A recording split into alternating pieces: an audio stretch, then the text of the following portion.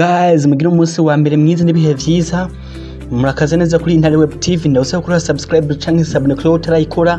Ndanagushimira wowe wamaze kuyikora, ndanagushimira wowe ukora partager ku zindi mbuga, nkanagushimira cyane wowe ukora like canke j'aime iyo video baba yakuryoheye. Reka rero tugaruka makuru y'inkino bimenyesha makuru bitandukanye uyu munsi hirya no hino ku isi.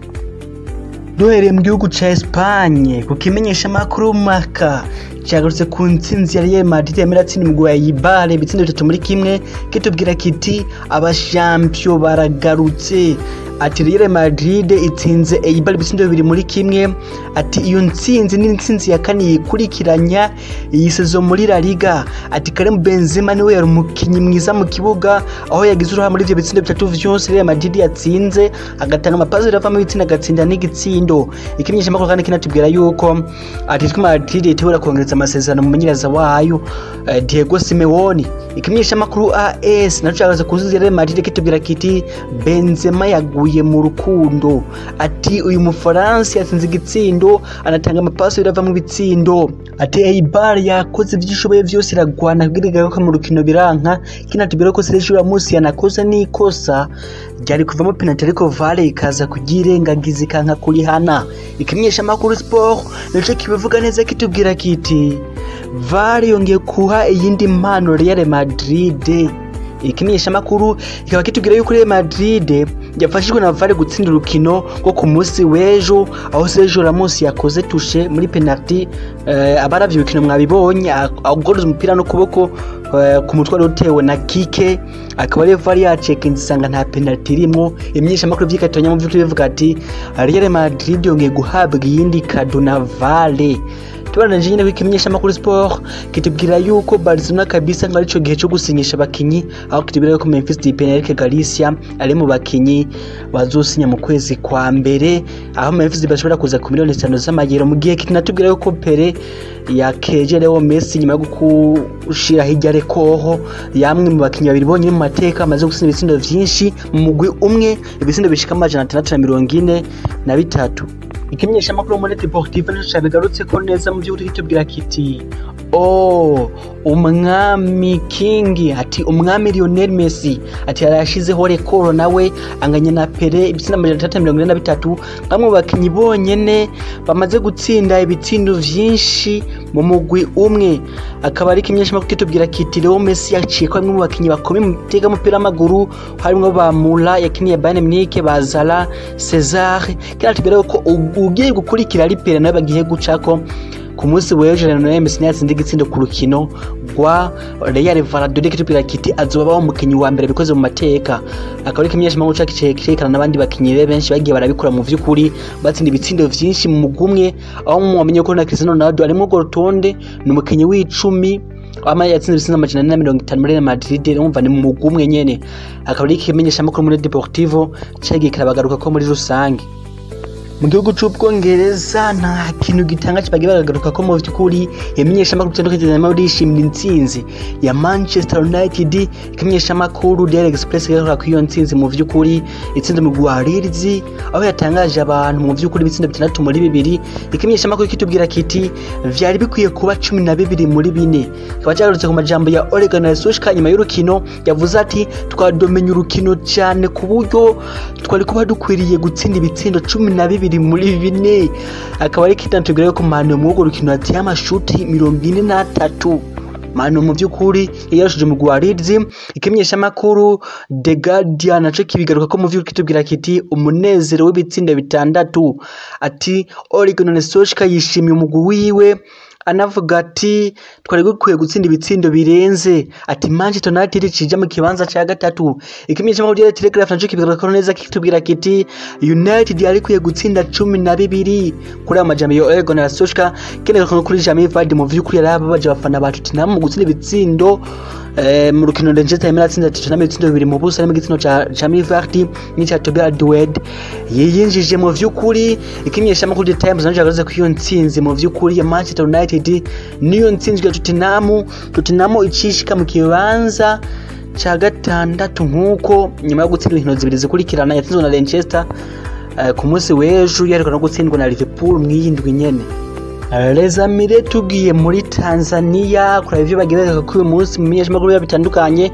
Ikimenyesha makuru Mwana Sport cyagarutse ku ntsinzi kabisa ya Yanga no bakiyigina kitubwira kiti bao la Saido bala ikaba cyana yerekanye ikufura mu vy'ukuri ona ngaha ku ifoto kitubwira kiti iki gitego kabisa iyi free kick ni yiburaya izitwa amatuzi bona hanze ati free kick ya kiulaya ati zini zimwe zo hanze kiko nyene kwiyo ntsinzi y'umugwi wa Yanga Africans bari mu bazini mu Gwajojo Majiji ku munsi wa gatandatu.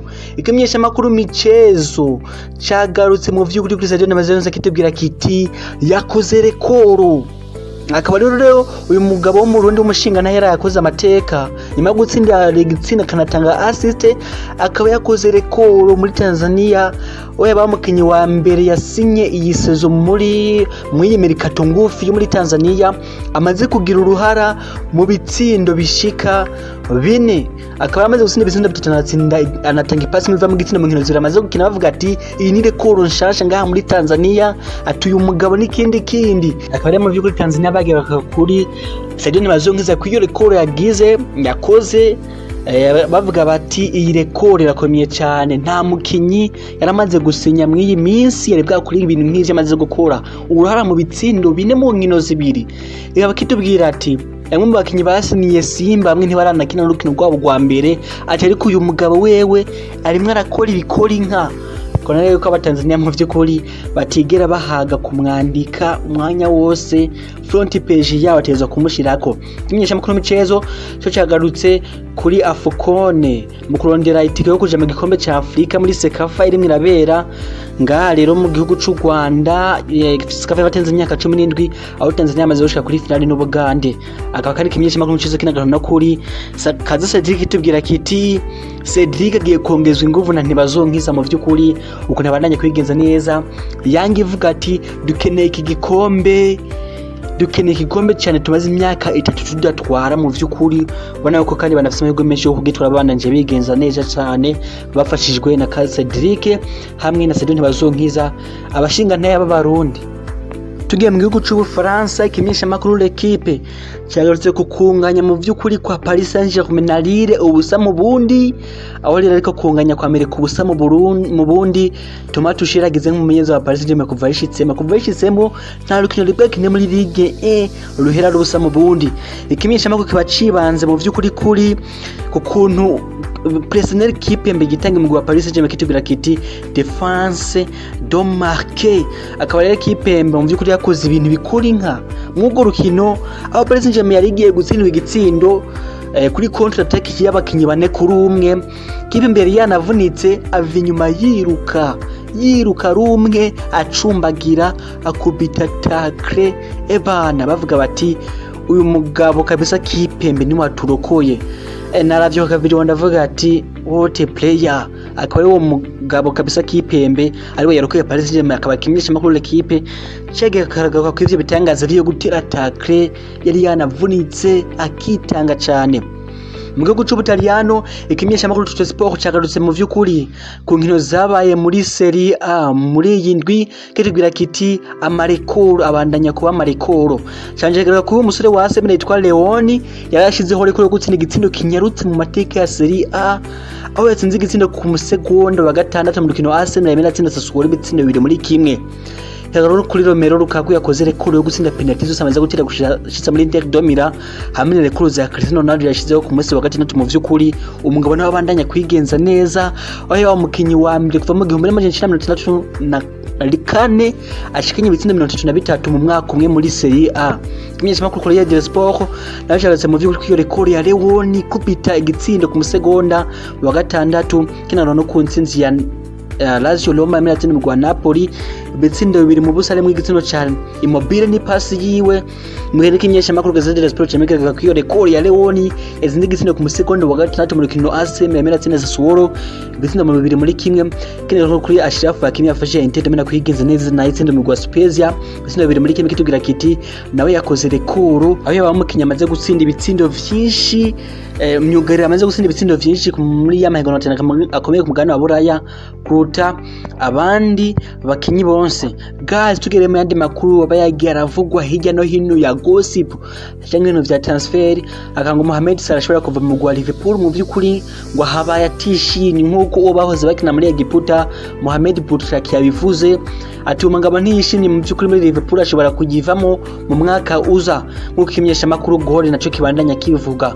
Manchester United, Arsenal na Liverpool hamwe na Real Madrid mu byukuri ngo bandanya kuvuga ku mukinyi hagati wa Brighton Ive Bisuma umunyamali nkuko kimenyesha makuru Daily Express kibivuga. Mu gihe ngo Marseille ishobora gusinyisha Olivier Giroud umusatirizi wa Chelsea naho Chelsea idashaka kumutanga nkuko kimenyesha ngo Tennis Sport kibivuga.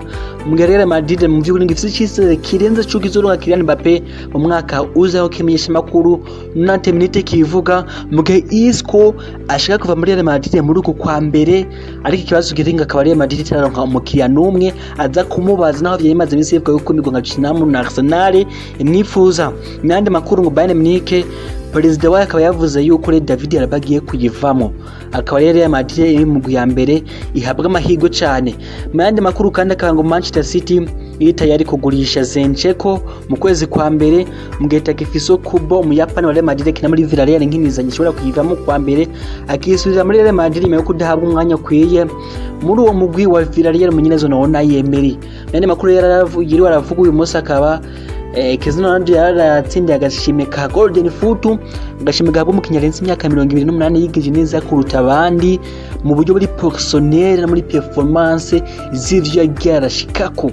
Akaba Cristiano Ronaldo ariwe yagatahukanye akaba ariko kambere n'abatahukanye kuva bayeho.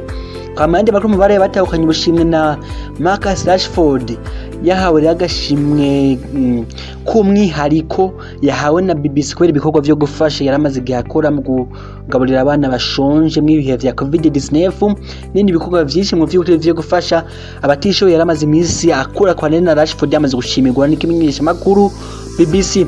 Akaba mu yandi makuru ari uko mumenyeza Arsenal ngo atita tamugamba afise yo gutanga imihoho n'abaranye kwigeza nabi nuko yabitangaje mbere yuko batana umutwe na Manchester City ku munsi w'ejo muri kimwe cya kane gishiri cyanyuma muri Carabao Cup. Akaba mu yandi makuru umusatirizi wa Olympic Star Kwizera Kirungo Eric ngo ashobora kuja mu gwa Azam gukora igerageza akaba ashobora gusinyamo mu guhuka amakuru atandukanye mu vy'ukuri abandanya bivuga. Kandi mu yandi makuru mu vy'ukuri Jonathan Ahimana umunyegore w'intama mu rugamba yaratakaje afishije mu vy'ukuri umwana we w'imfura kumva yuko inamakuru ababaje mu vy'ukuri akaba yatumwihangarishije urumva ko bitoroshe mu vy'ukuri. Hey guys, mugire umunsi mwiza n'ibihe vyiza murakoze cyane.